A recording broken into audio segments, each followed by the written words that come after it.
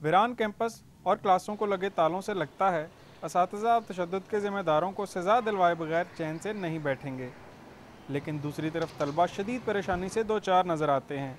तलबा का कहना है कि चंद शरपसंद अनासर की कार्रवाइयों की सज़ा 30,000 तलबा को नहीं मिलनी चाहिए।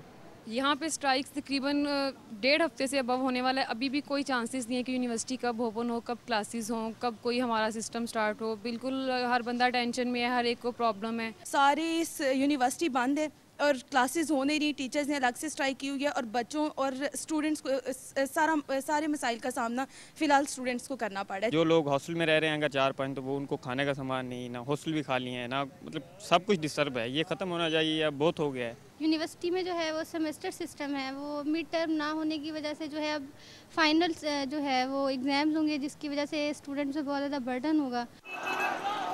लाहौर प्रेस क्लब के बाहर भी दिलचस्प सूरत हाल देखने में आई।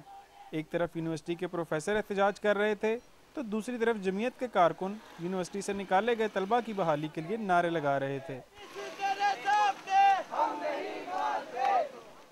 पंजाब यूनिवर्सिटी में गैर मुल्की तलबा की बड़ी तादाद भी ज़ेर तालीम है।